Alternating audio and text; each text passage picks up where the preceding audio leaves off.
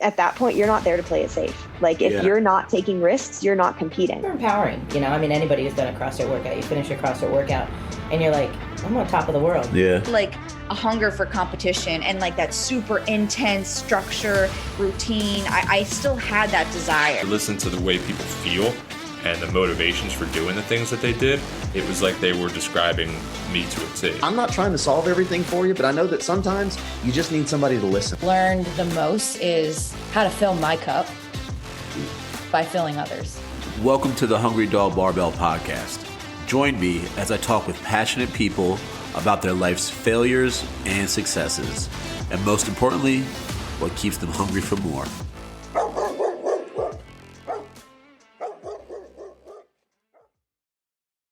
What's up, dogs? Welcome back to another episode of the Hungry Dog Barbell Podcast. This week, I'm joined by Lauren Ruhl. Lauren is a licensed professional counselor and sports psychology clinician. She provides individual counseling and small group mental skills training and workshops for athletes, sports parents, teams, coaches, and sports medicine professionals. This is a great conversation where we dive into how Lauren helps athletes overcome performance anxiety, chasing perfectionism, and the mental battle of the loss of a sports season due to injury. Tune in to hear how she got into this role and also to get the tools to help you always win the battle between your ears. Those are the ones when I tend to slow down. Yeah. What's your favorite movement in all of CrossFit? It can be anything, barbell, gymnastics. I would actually probably have to say kettlebell swings. I like kettlebell swings. I mean, I really want to get good at them, but I've been actually loving, now that I feel like I'm finally getting the movement down, I really enjoy cleans. And my snatches are my enemy. I feel like that's the answer for so many people in CrossFit. Either like they fully love them or they fully hate them. I'm watching Jimmy apparently about to do a 400-meter sled push right now outside. Have fun, Jimmy. Have fun. All right. I wonder if that's anyone's favorite movement to do. Like, I love a good sled push, but like out in this heat right now, it's just too much. Oh, and I did it the wrong way this morning. Like I did the 1,000-meter run and then I did the sled push the last. Oh, and the for that one hill right on coming out, I felt like my hamstrings were gonna cramp. So that was really great.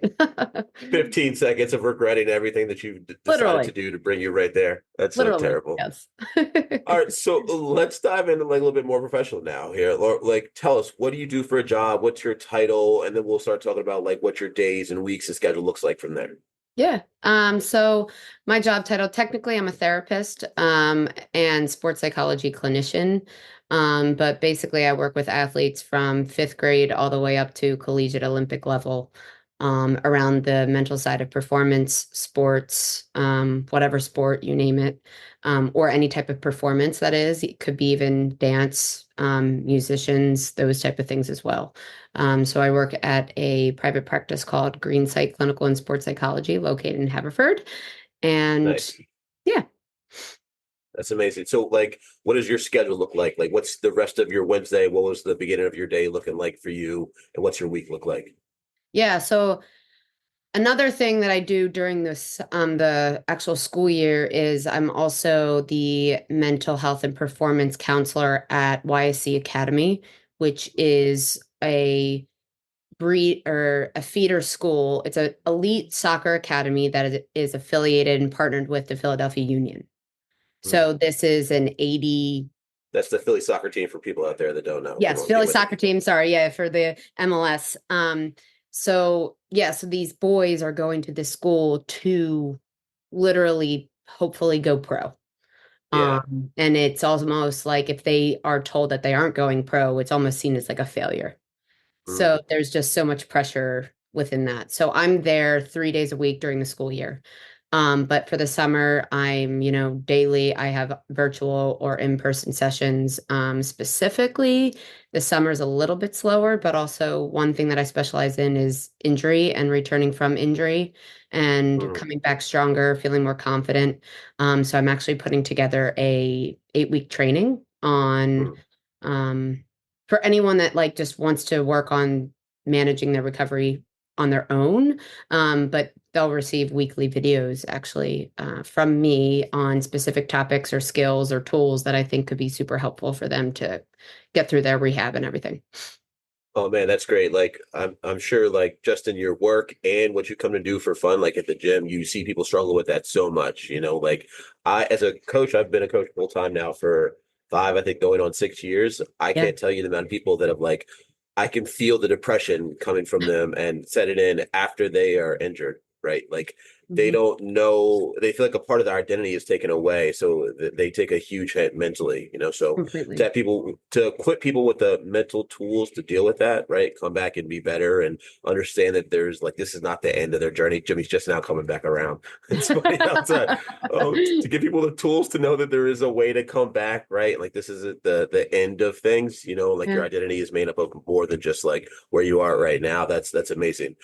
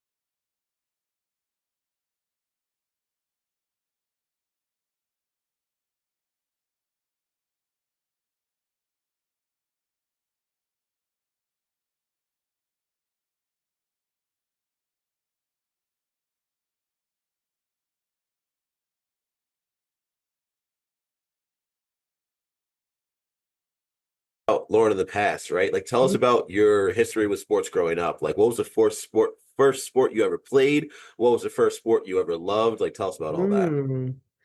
I did a lot of different stuff growing up. I also, um, I was really good at gymnastics. I don't know why I didn't choose gymnastics because I'm Hmm. only 5'3" and my body type is much more gymnastics. But I played soccer too. I did all that good stuff. I tried softball, but hated it. Hated the pants. I literally quit because I didn't like the pants. That's so funny. But also because it was just too slow paced for me. Um, but yeah, I started basketball in kindergarten, and that was it for me. And That then I was the think one. that was it. And then once I hit fifth grade, I started AAU. Um, and I had a team that was so good. We had like 6, 7 girls that ended up going D1. A couple, Yes. two went overseas. One almost made it to the WNBA. So like I Wow. got to experience a lot of incredible cool things. I got to play in front of Pat Summit and like all these amazing things. Hmm. And it was a great experience. And I had a Wait, good Lauren, where are you from? Where'd you grow up? I went to I grew up in like Lansdale. I went to Methacton High School, which Oh, is nice. yeah. Not many people know about it, but I yeah. live in that area right now. I went to Hatboro Oh, Horsham High School. oh, yeah. Awesome. Yeah, yeah. So So yeah, I we know all always did about the Manhattan. yeah, we did the Hatboro League in the summer. But I did Did in you my play with sophomore the Carroll year. brothers, Yep. Matt and Pat Carroll? Yep. Heck yeah. Yep. I went to high Um, school with their little sister. oh no way. Hmm. Yeah. So yeah, and then my sophomore year of high school, we went 28-0. We went like 31-2. That year we went and came in 8th in the country. Hmm. Um, or 3rd in the country. One another year was 8th in the country. Yeah, it was just awesome. It was great. And then I went to Lebanon Valley College and played basketball there. And then my freshman year, I blew out my knee. Cool. But I think, what the one amazing and really awesome thing, and that was like the epitome of like, that was the peak of my career for sure. I was rookie of the year there at the MAC conference, and I didn't even finish the season, which I was Yeah. proud of. But yeah, so once I blew out my knee for the first time, I realized like how impactful the mind was and all that. And then that's actually what led to me going to wanting to become more a sports psychologist.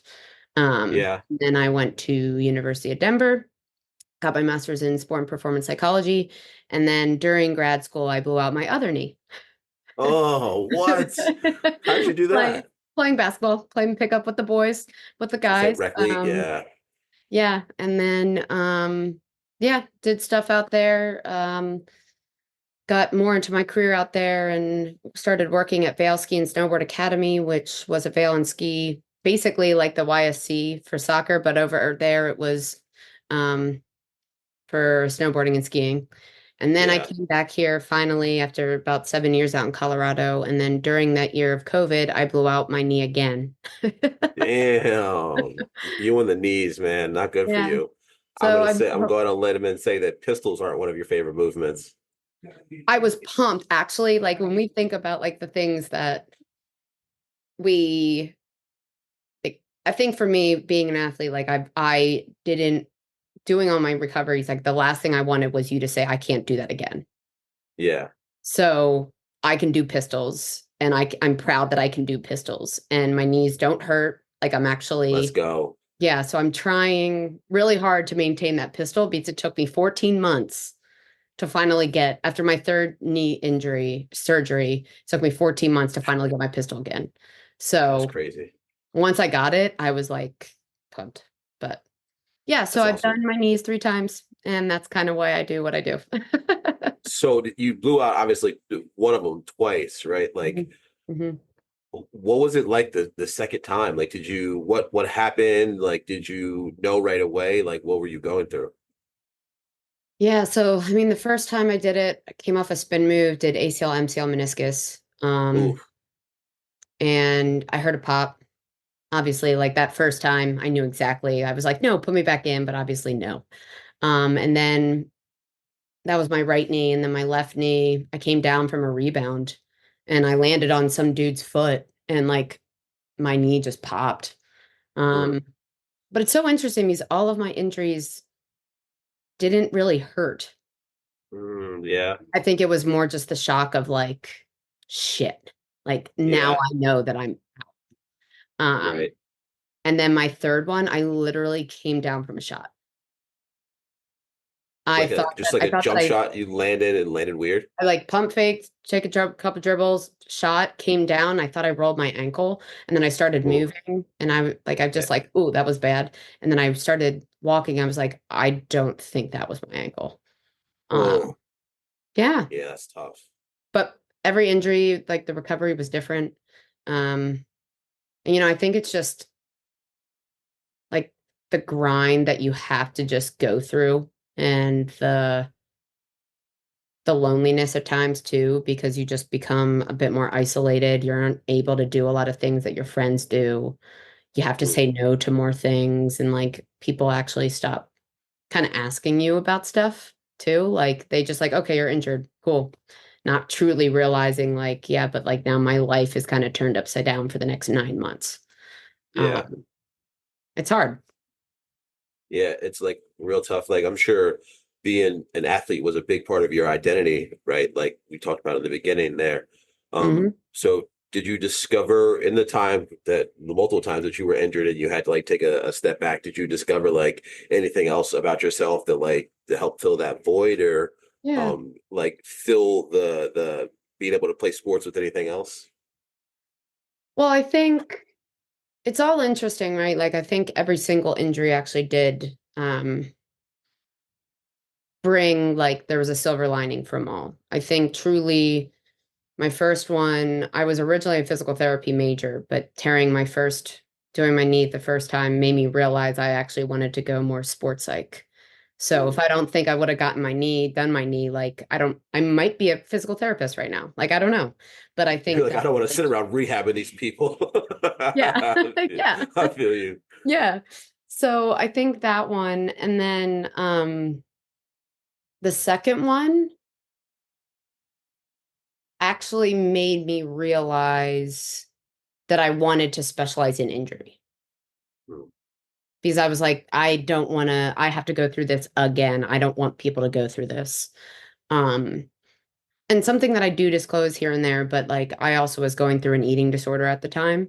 So that plays a whole other animal into that. Yeah. I think truly that second one made me realize that I wasn't okay. And then I actually got help for myself, which was a big game changer. And for me, that was like the big silver lining of that injury.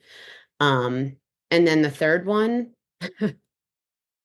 I think really just helped me actually find even more of my passion for art.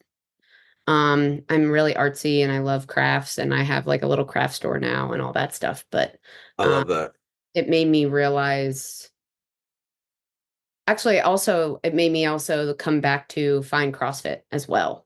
Mm. Um, because now instead of playing on the basketball court, because I was kind of told that I shouldn't play anymore, um, I now feel like an athlete in CrossFit, that I Yeah. still feel like that badass. It pushes me in a new way that I've never ever experienced unless I was on a team with someone and team playing basketball. So like just that camaraderie, the community, the pushing of each other and dying together, um, Yeah. picking one another up, I think it's truly why I now am like so committed to, especially CrossFit Westchester. It's Right. literally probably the best gym I've been to. Dude, you die with someone out on this floor in this heat, man. You get bonded really quick. You know, Yeah, like bond for people sure. really quick. You know, it's Yeah. awesome. What was I just gonna say there? Oh, so in the second surgery time, right? Like second injury time, I should say. Yeah. You were you still in college? No, that was during grad school. Okay, so you're in grad school at this point now. The question's a little bit different than I've had a number of people come on here talk about like eating disorders of all different varieties, right? And Yeah. a lot of them being women and like women that were in college at the time were like in areas where someone else is supposed to be like in charge of you or like looking over you, like Mhm. supervising you.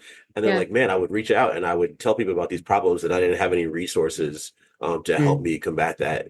You said that you were able to ask for help on that. Like, was it easy for you to find the resources you needed to not feel better about yourself, but get away from your eating disorder, I guess I should say?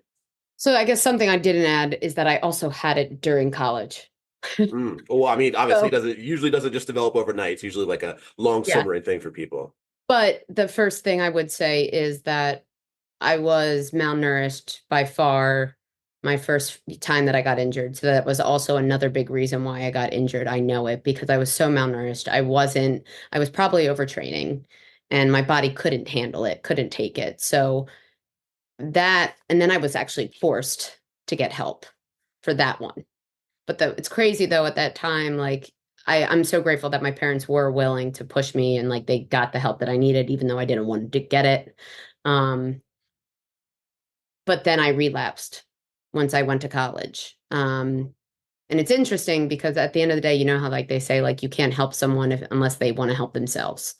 Mhm. And it was almost as if like that second injury was what made me realize, like, Lauren, it's time. It's time for you to get the help that you want and you need, because you don't like this. This isn't right. This isn't good. And they one incredible thing actually out in Colorado and in the West, they do it a bit more holistically and different. Hmm. That they actually had some eating disorder like centers that had also outpatient, but they also had athlete tracks. Mm. So like athletes would actually go and to these specific places, and then they would eventually like train you to go back into your sport as well. Um, Right. So then you're not like so ostracized. You feel like there's like other people that are like you know, this oh isn't such a crazy weird thing. yeah, but the hard thing is because of my degree, there were classmates of mine that were working there. Hmm. So I had to actually call them and say, hey, so I can't come in. And I didn't want to. I actually kind of hid it. Like no one really in my class and everything like knew that I was experiencing this. I mean, maybe they could tell based on my Yeah. weight, but I asked and I said, "Hey, who would you refer me to get the support?" And I seeked out my own therapist and my own dietitian, and they were incredible. It's awesome. It's like Yeah. a really vulnerable place to put yourself in, you know, to have to go to your peers about this problem that you're having. Cause I mean, they could be experiencing it too. But from the Yeah. outside looking in, you always think that like this person is perfect and I'm the only one that's struggling, you know? Hmm. Hmm. No, and it's wild because I did have like a couple classmates, yeah, that were experiencing it too. And once I finally said something, they're like, "Oh my God, I've been doing that too." And I'm like, "Wait, really?" So I built a couple really awesome bonds there. But it is wild because, I think so many people, it's interesting how so many people, like even when I was like the tiniest I was, um, I'm more like, I guess I just looked like a bodybuilder. Like I looked just more ripped than anything during my grad school days. But everyone was like, "Oh my gosh, what are you doing? Like you look incredible." And it's like, thanks. In reality, Yeah. though, like I'm not healthy. Yeah. So it's Oh just so man. Yes. interesting. It's tough, right? Because you get it like addicted, maybe even subconsciously to the praise, but then you're like, also, I'm doing this to myself. And Mhm. it's such a crazy like teeter totter to have to deal with, you know? Yeah. And I think now, because now I'm healthy, now I'm exactly where I should be, and I'm actually trying to gain weight in the sense of gaining muscle and mass, right? And so, like, for me, I'm proud of that because it's transitioning away from what my previous goal used to be in my brain. Right. But also, like, CrossFit, everyone is so different body types. Like, we are so there's no mirrors. Everyone's just picking up weight, doing their thing. And for me, that's what I love so much about it too, is there's not like, I don't feel like there's body image focus. Like when you go to I don't know, just a normal fitness gym. Um, that's why I also really passionately like enjoy CrossFit so much. It's all about you're gonna get what like you're gonna get a byproduct of the work you put in, you know, Mhm. like that's Yeah. what it's really just all about in CrossFit. So I wanted to do this earlier, but we just got into such a great conversation there. Let's like take it back to like, do you consider yourself a competitive person? Oh, yes. So, Probably too so I competitive feel at like most times. people that come on here are gonna say yes. Um, do you have like an earliest first memory of the competitiveness coming out, or a time that like you could think of that you're like, oh wow, that's when a young Lauren being really competitive. Ooh. I think one, I was used to be the biggest tomboy, Hmm. which I consider myself, I guess I am still a tomboy in a way. But like my mom had to force me also to like wear, she didn't force me, but she's like, Lauren, you have to wear nice clothes for like once a week. And I never was the one really that played with girls. I was always the one playing like flag football or playing basketball or kickball. Like I was never doing, I don't know, girl things. Like I was always with the Girl boys. things. Yeah, girl things. Like I was always with the boys trying to beat them up. That's Um, funny. I think the other thing, like growing up, there was one, I like I chipped bone and tore a ligament in my finger. Um, when was that? I think that was around seventh grade. And I played pickup, like a pickup league with boys. And this happened, like my finger, someone like threw me the ball and I like jammed it. And it was just like hanging. And like I Okay. could like, yeah, like couldn't straighten it. Um, but I went and like went into the bathroom, and then one of the dads came and was like, "Hey, are you good?" And I'm like, "Yeah, I'm fine." And so I went out and I played the rest of the game and the game so that boys didn't think that I was hurt With my finger hanging. with my finger just hanging, dangling. And then when my mom came and picked me up, I was like, "Take me to the ER, it's broken." But I would say for me, like I had to beat the boys. Like that was my goal. So Yeah. that's probably like my first one I remember and can recall, but playing wiffle ball outside all the time, like that's just How old were you when the finger story happened? seventh grade. So what was that, like Oh, 12th? yeah, somewhere around there. Yeah. That's funny. Yeah. Man, I've definitely jacked my fingers up from playing football, and they're Oh, not right. right now. Mm-mm. They're all Yeah. over the place. And then the barbell, like hook gripping and stuff, doesn't help at all. Mm-mm. I have no, I mean, like my middle fingers are like literally crooked. They go this way from being jammed so much. So it's just normal. That's how my pinky is, man. And I remember it's from like ninth grade playing handball in gym class, man. I used to go down in gym Yep. class, Uh-huh. try to dodge a throw and just or try to block a throw, just whack the edge of my hand. It's been jacked up ever since then. Yep. You just Yep. live with it. You do. So you talked about like being in college and working out like already and like looking ripped in post grad. So when did you like hit the weight room? Like when did that become a part of your sports and athleticism?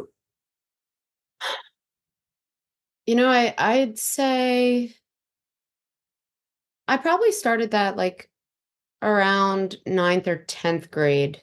Because then I actually started going to like speed and agility like Mm. class and everything to work on all that. And then through that I like developed and understood more of training and lifting. Um but honestly, like that's the one thing we didn't really have that. In D3, that's what like really pissed me off too. Like we Yeah. didn't really have a program. Like I didn't learn how to clean until 3 years ago. Mm. I guess no, like not maybe not three, like truly like learning more and more of the technique. But I've Right. probably known how to do it for a while because actually something I didn't say is I also have my strength and conditioning certification, and I was a trainer for about 4 years out in Colorado too. And I did more like athletes too, like strength and power, going from back squats into squat jumps or into box jumps into different things like that and explosive movements. But Right, because there's more than just doing a clean to develop, speed and agility for only exactly. CrossFitters out there. We love Yeah. you, but there's so many other different things to do. So many. Yeah. But then I would say after I graduated from college and I didn't know even like what to do because I was like, all I've done is train for basketball. Like, how the hell am I supposed to move now or train to like for life? Now, what am I supposed to do? What do I do in the So, gym every day for the next 60 years, 80 yeah, years? like I'm still going to keep shooting, I guess. I don't know what to do, but I actually ended up hiring like a trainer, just being like, what help? Instead of, I don't know, doing so many explosive movements and things like that. So, Were you always going to do something in like the wellness and movement realm coming out of high school? Like, was that always where you wanted to go? Because you said at first you were on like the physical therapist track. Was that always yeah, like your goals? honestly, yeah, because I think still like sports is such a large identity of me. And Yeah, truly, I like to say too, like my focus is that I'm still an athlete. I just don't wear a jersey, yeah. not wear Oh, a that's dope. uniform. And, I think it's important to work on redefining what an athlete means to you and what an athlete looks like, what an athlete feels like. And that's what I work with actually a lot of my athletes too. Like when you're injured, like how do you now redefine that statement? It's not that we can't get you back there, but like how do you now own who you are in a different form or different way? Um, so yeah, I've always wanted to. It's probably just that competitive nature of me. But also my parents are both physical therapists by trade, so it's probably Mhm. just kind of ingrained into me of like being around sports and physiology and all that type of stuff. I love that. Who was being from like a similar area to where I grew up? Who was your favorite athlete growing up? If you have like different phases or changes, you could tell us that too. AI, always, AI, there we go. always. I was three for a reason. I was three growing up, three always. AI was my Oh man. yeah. Yep. I Yep. just I just saw they put Vince Carter on like the Hall of Fame edition of the new 2K video game, and everyone's like, "Come on, man, AI was right there." Right Like, there. Yeah. come I on now. definitely had him and AI, both their I don't know, posters on my walls growing up. Oh, in the poster days when that was a thing, man. People don't do that anymore. But like, and I feel like Vince Carter just got out the league. Like he just I retired know. like 2 years ago or something like that. AI's been gone for a minute. Like, It's wild. Yeah. But any basketball. Tracy McGrady, mm, Dwight Howard, what used to be my boy too. And then Kyle Korver. mm. And I think more because the three. I was a big three shooter. So like Kyle Korver, I just ate up. And Al then Cora, a legend, AI. man. Oh yeah, for sure. But anything Sixers, 100%. Always. That's funny. My girlfriend, like, she doesn't really watch basketball, but she'll watch it like a little bit with me. And with the Lakers being all in the news lately, like there's been more clips of like Dwight Howard going around. Yeah. So Julia only knows Dwight Howard with the braids on the Lakers. And I'm Mm. like, well, he used to be really, really good. Like he Mhm. was the defensive player of the year like 3 years running. She's Yep. like, this guy. I'm like, I know he's goofy, but he was really good, man, in the good old days of basketball. And I'd say probably Dwayne Wade too, especially after Oh he did yeah. like the first knee and stuff and like coming back. Like I give him so much props of just, yeah, handling it all and then doing it again. Like, can't Yeah. even.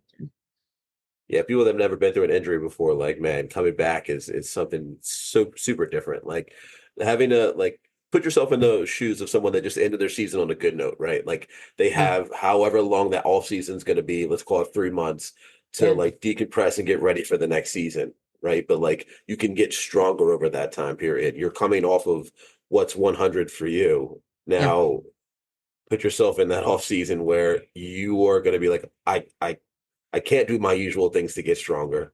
I Mhm. can't be out there with everyone running, like I can't be chasing what I want to chase right now. I have to do it in this kind of way. Yeah. That's like a hard mindset to shift into, have to change everything that you normally do. Yeah. And a lot of athletes don't know how to, right? Because also, like, going to the gym, doing this is what helps relieve their stress, relieve like Mhm. whatever their anger, frustration is. And now I don't know what else I enjoy, what I like, what makes me happy.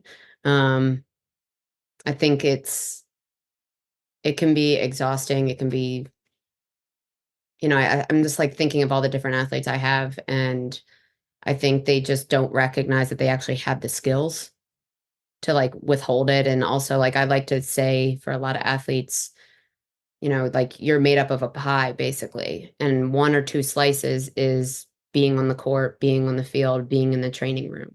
What are those other slices?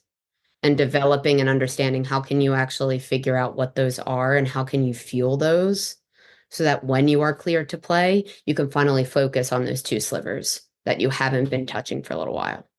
So that you actually, by the time that you get back to your sport, you get back to the training, you actually feel more whole because now you've actually developed more of you. And that's what I do daily. Trying Yeah, to do that that. that's what people need. How do you approach people and get them to approach, I guess, finding the other parts of themselves? Like what do they explore? How do they start that process? Well, I think one of the biggest things we have to recognize is we as people need connection. We need emotion. We need support. So a lot of it is also figuring out like who is your support system? Where are your supports? Who can you turn to when you're pissed? Who can you turn to when you're sad? Who can you turn to when you need to just vent?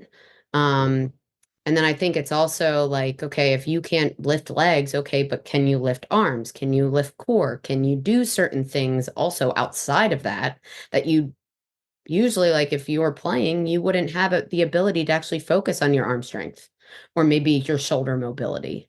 But I also like to work on them seeing as if like their physical therapy or their rehab is their training, that they're showing up to their practice that day, if whether it's just doing quad sets or I like extensions, like you got to own that as if you were going into practice trying to give 100%. Um, and then I also, I think it's just figuring out too, what are other things that make them feel sad or happy and relaxed and fulfilled. So whether that's cooking, whether that's going more for walks and I don't know, trying new things, like what's a new documentary that you haven't watched? Or maybe, I have one athlete that right now that he just realized he really likes video editing. So he's been getting into that a bit more now because he actually has a lot of time. But I think a lot of times what I also help them with is like starting to recognize like what pisses them off and what triggers them most. So that when that type of situation happens, or like when you got to sit on the sideline and watch your guys out on the court or out on the field and you just got to be there, like how do you deal? Because that's one of the hardest things. Right. To just see your friends potentially getting better than you right now. And you just have to just own being a teammate right now on the sideline. So learning how to just cope with that, because if they can learn how to feel the emotion and let it go, like once they're back and playing, they're able to actually handle more emotions because they've been handling it for the past 6 months. Right. Working on the emotional side of just sports and athletics is huge to for all of your gains. And being a good teammate like is something that goes by the wayside a lot. So it's really awesome that you just touched on that part, Yeah, and truly it's more like, okay, what would you want if you were on the sideline? Or if you were playing and your other friend was on the sideline, like how would you want to be treated, or what would you want them to do, and like how can you be that? And how do you own that role so Yeah. that when you're time to show up and be the other role, you finally can focus on that. And everyone else is there to probably support you because you were being that person that you'd want. I think it's huge. And also learning how to advocate for yourself and Yeah. like talking to your coaches or teammates, like, how can I help? What can I do? And just kind of feel still like you're in it, even though you are on the outside. Yeah. Learning how to advocate for yourself will teach you not only how, but when to. So that's really awesome. And for everyone out there listening, notice that she said that your physical therapy, your rehab, your prehab is just as important as your training. All right. And if you bring the same intensity to that you do to all the sexy things that you do, like playing the sport, like doing a squat snatch, like doing a heavy back squat, then you will reap the benefits of it, Yep. and 1000%. great reward. Great reward. And it's only going to probably make you stronger in general because you're finally putting in the work that you probably were putting off for some time because you wanted to do the sexy stuff versus the grind stuff that isn't as appealing. So speaking of that, like we talk about you being competitive, but like what motivates you? Like what motivates you to work hard? Ooh, in the gym or Just life? in general, in the gym, when you have a big project you're putting together to present to somebody, like Yeah. what do you feel motivates you? I think, well, I guess when it comes to being in the gym, what motivates me is like I truly just want to feel like I got better. And I want to feel like I progressed. I want to feel like I did improve something for me. I think the gym also is my zen. It's the area and the place that I can truly just be me. But I think when it comes to CrossFit, because it's so humbling and having to learn how to snatch and like clean and like just getting the mechanics down, it's really actually right now honing on those aspects as well. And for me too, I do try to write down like what things do I want to really focus on this month versus last month or the following month so that I actually feel like I have guidelines so I can like focus. This is my, like, I really want to focus more on my lat strength or endurance. I want to That's good. focus on my like snatch, my hang snatch or whatever, so that I feel like I have at least a guide. Yeah. Micro goals are super important. Oh, 100%. And I think if you don't know where to put your focus and have a focus for that day or that week, it's really hard for you to be successful and progress the way that you're looking for. For sure. I guess for myself, I think at the end of the day, I just want to help people be better. So, how do I do that? How do I make sure like being on this, I think hopefully this hits home for certain people. But also, if I can make a difference in someone's life and them actually feel just a little bit better, like the gym makes me feel, that's what I want. And if I can relay information that I have that people don't know, then that means that my knowledge is getting out there that people then can take, potentially pass on to other people. Um, and that's what motivates me. It's awesome. Like all the knowledge we have is meant to be shared, right? That's why we acquire it to share it with other people. Like it's not meant to die with us or it would be useless, you know. Right. Oh yeah. What was I just gonna say?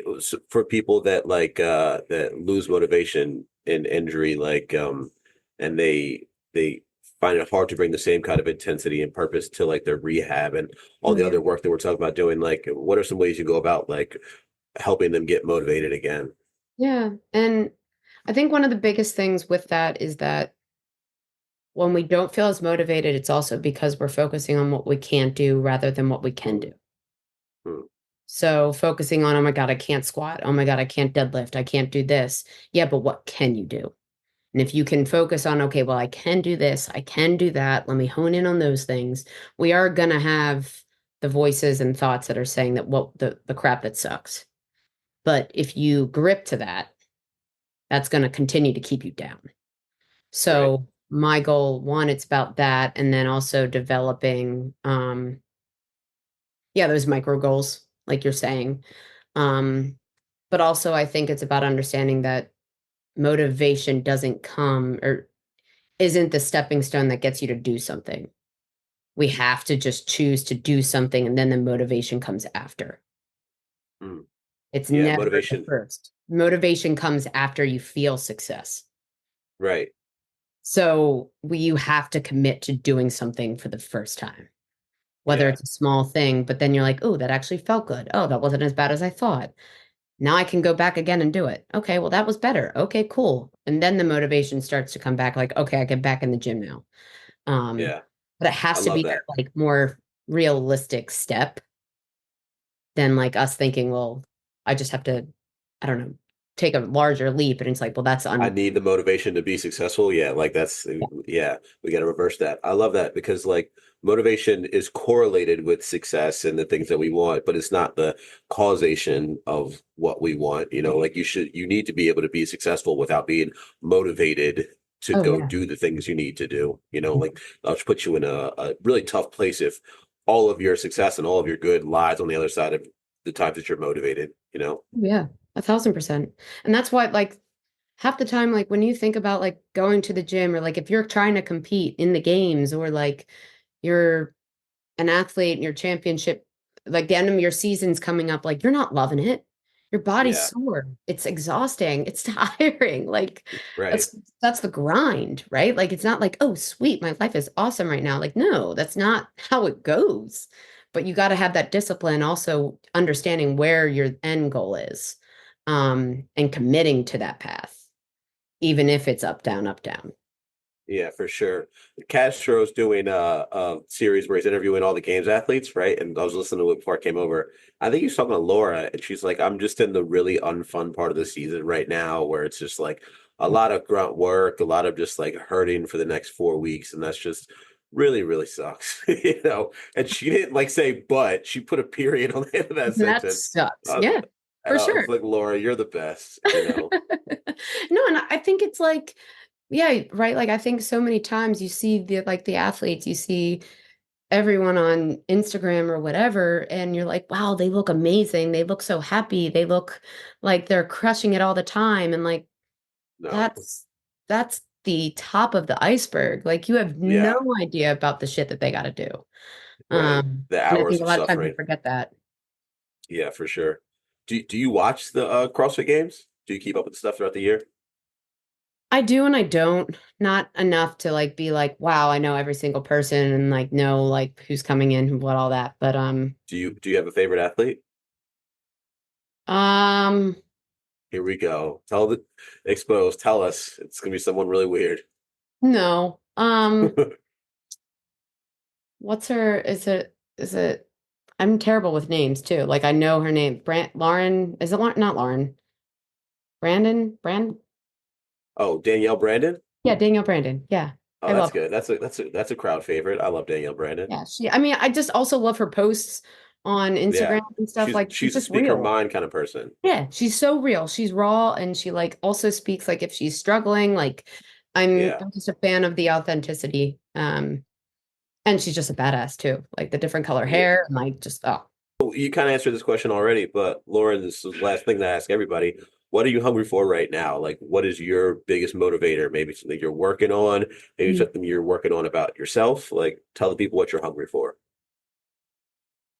Hmm. Well, one, what I'm hungry for is when it comes to the professional stuff, it's that program that I was talking about with it's called Mind Over Matter, taking control of your injury recovery. So it's gonna be launching August 5th. And I'm just hoping one that I can reach to a lot of athletes that might be able to benefit from it. But I'm also then hoping to get into like athletic trainers, physical therapists, and all that so that they can also help themselves become even better professionals to help their clients through recovery.